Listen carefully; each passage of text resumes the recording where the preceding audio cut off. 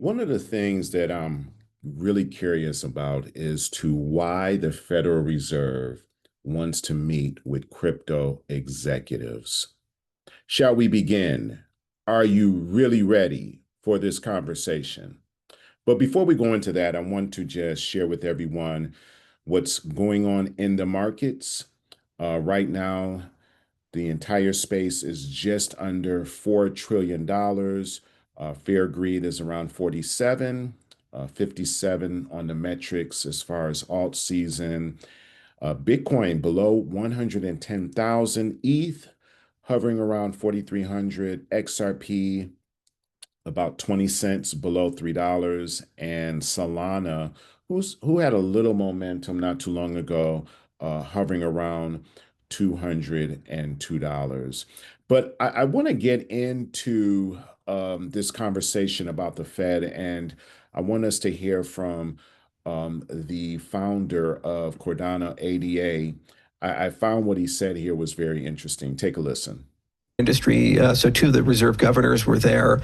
And I was actually with Anatoly from Solana and Sergey from Chainlink and Ilya from Near and Brad from XRP. So it was a very nice roundtable. And we had a chance to directly interact with the Federal Reserve. And the Fed is trying to figure out, what is their role, place, and purpose with the Genius Act? Because traditionally, the Fed is the payment regulator. And they've been doing that for 120 years, give or take.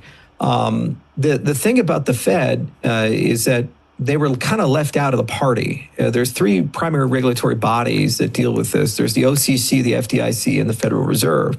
The reason this is relevant is that stablecoins live in two worlds at the same time. One, they live in the Web3 world, so they're tokenized. And we think a lot about, well, how do I get more liquidity and volume? There's over $250 billion worth of tokens that have been issued, 180 plus million transactions every month. It's a very dense, beautiful, high velocity space. But those only have value because somebody's holding an asset on the other side in the legacy world. In the legacy world, it's either at a bank or it's somewhere else, and it's represented some way, like as a treasury, for example. So Genius, what it did is it created some baseline rules of the road, but now rulemaking has to occur. And they have to start talking about things like, can you get a master account with the Fed? Or how do you insure these? Or what are the custodial standards? Or what is the audit oversight and appearance of a cryptocurrency asset? And this also allows you to add privacy to other assets like Bitcoin. And while I appreciate Charles here giving his take on things, I, here's where I'm at with this whole Federal Reserve. We've been doing just well without them. And we don't need them coming in playing in our sandbox. For the last 120 years, we have watched this entity that has had no oversight. We have no understanding how many dollars are in circulation, just run amok. We don't know who's behind it. For all we know, they're just printing money out of thin air without any type of system or accountability. So I find it interesting that they want, and I love what Charles said, they've been kept out the picture. Yeah, they need to be kept out. So when we look at the Fed, I asked myself, well, why is the Fed trying to meet with crypto guys? And I'm glad Brad was there representing Ripple and some other entities were represented, but I think this is more control versus curiosity.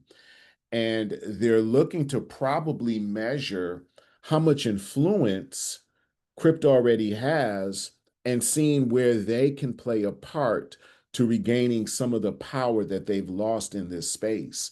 People, I'm going to tell you something. Stable coins this is going to be massive. Nobody's talking about it because there's not a perceived value that stablecoin is going to go up. It's pegged to something. But this is where the mass adoption comes in. So when you look at the ETFs that are going to get activated in a massive way later on this year, possibly in October, big month for ETFs. When you look at that and you start to see the billions and trillions of dollars coming in this space, nobody's talking about the Federal Reserve. Okay. So I'm watching this closely because I feel as though they're going to work to figure out how to get their tentacles over into this space, possibly looking at how they can shape policy. So in a way, they're scared. They're very, very scared of losing their power. 120 years, when you have that type of reign over people, that's not easy to let go of. So this is going to be very interesting to watch over the next 12 months, but I'm not down with the Fed. I feel we should get rid of it.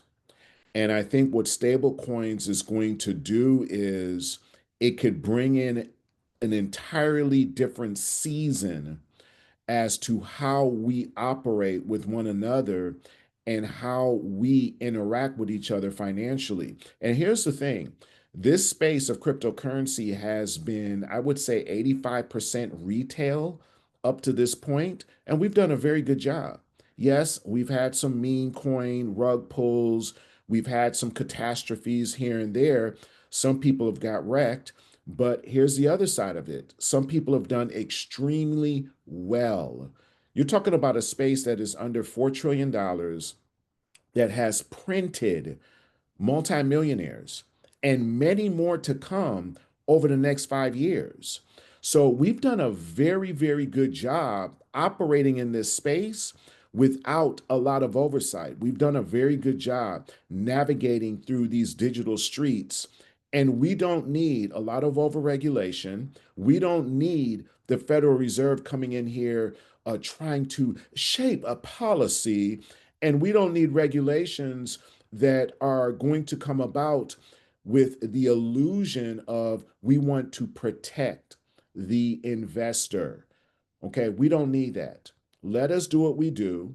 Let us pick the projects that we want to rock with and let the chips fall where they may. I feel that the market and the individuals that are in the market should determine the tempo for any project that's here. You know, we are the ones that should be doing the research on the rules and regulations to how ETH works, how Bitcoin works, how XRP works. We should be able to do our own research and play the game and just let the chips fall where they may. But I think this whole thing with the Federal Reserve is really funny because at the end of the day, this is really more about control and them anchoring themselves in a way within the crypto space. And I, for one, I don't want it at all. I'd love to hear your thoughts. Make sure you like this video, subscribe, and share it.